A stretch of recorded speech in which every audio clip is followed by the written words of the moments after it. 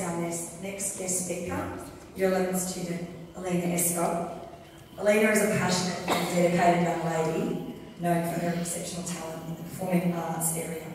She's an accomplished performer and composer who shares her many varied and broad skills with the entire Trinity community at all performances, along with an extensive performance calendar in the wider community.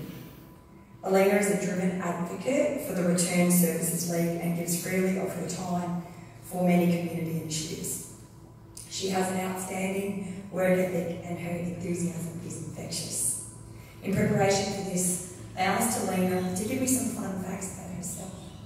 She tells me there's not a Marvel movie that she hasn't seen and that she can play 12 instruments.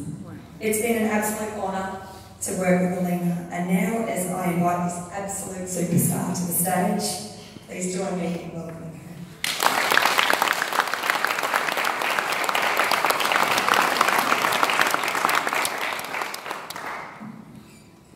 Now before I get started, I want everybody in this room who has an iPhone to pull out your phone right now.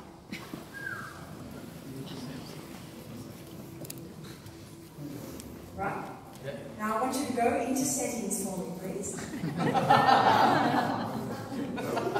not going to reset your phones. I then want you to go to screen time.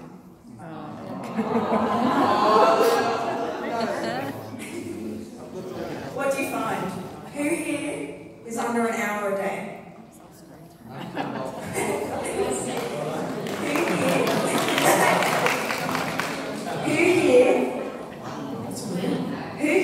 Over 2 hours a day?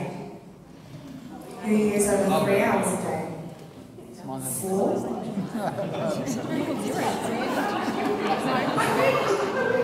Wow. You guys are all adults.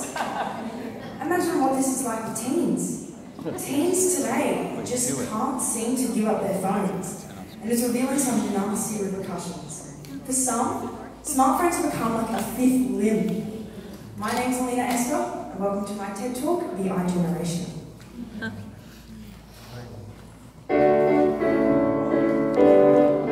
didn't press that. Pass the background music for you. From the invention of the landline telephone to the supercomputer you hold in your pocket, technology has advanced over the decades like never seen before. In this current era of rapid development, aspects of everyday life have been shaped by technology, facilitating people's lives and shaping a more comfortable environment. The iGen is the first generation to spend the entirety of their adolescent lives in the age of the smartphone. Unlike teens who are spending time outdoors, creating, innovating, socialising with their friends, they're locking themselves indoors, heads down, thumbs going a million miles per hour. Scientists have proven that the engagement with social media and smartphones releases a chemical called dopamine. Hence, when you get a text, it feels great. Harvard research scientists have reported that talking about oneself on social media activates the same pleasure sensation that is activated in the brain in association to money, food, and sex.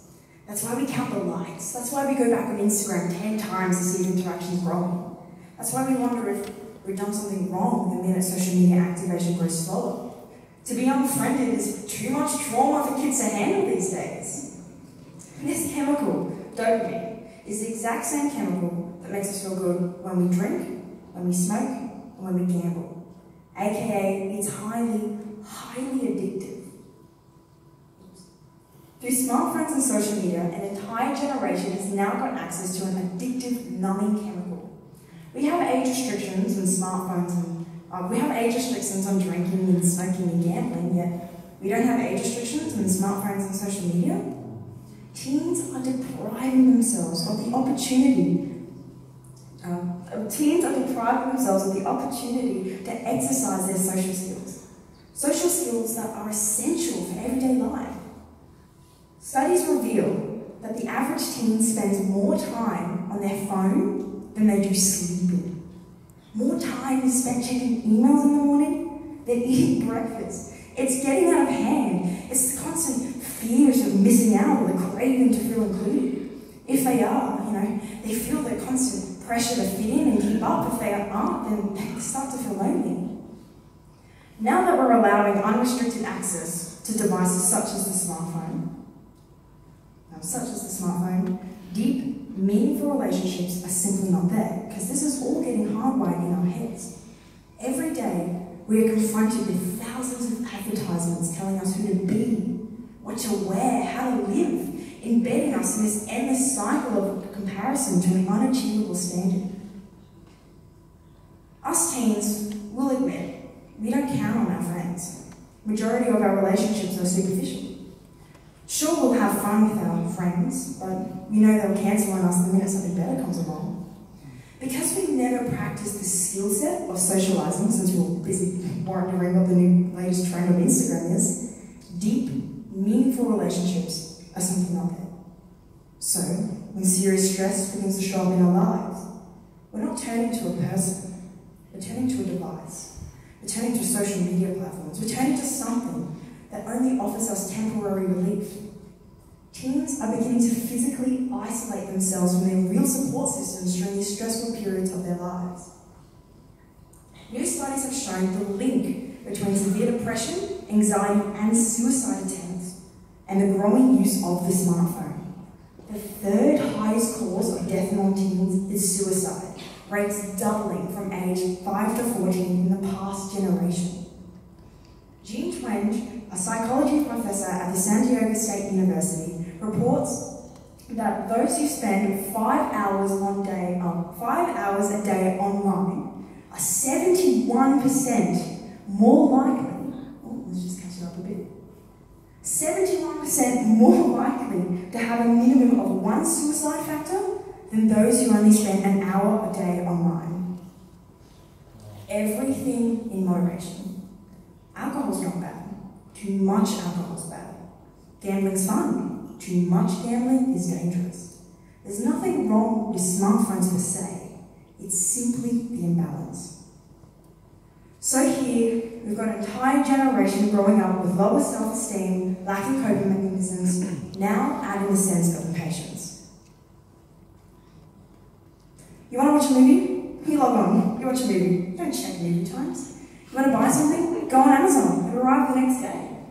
Hungry? You don't even have to leave the house. Uber Eats. You want to go on a date? Swipe right. It's all there at your fingertips. Everything you want, you can have instantaneously. Everything. Except long-term satisfaction and deep, meaningful relationships. There ain't no app for that. They're slow, uncomfortable, meandering, messy processes. Teens' innovative thinking is slowly drowning under the influence of social media and smartphones. A technology that's supposed to bring us all closer together has driven us further apart. How ironic. Let's think. We need to start setting limits on the amount of time we spend on this creativity-sucking device. What are we already doing? Well, we have a mobile phone ban use here at school, but teachers, how effective do you think that really is? Professor Neil Selwyn from Monash University talks about how the ban of mobile phones in classrooms is a messy and complex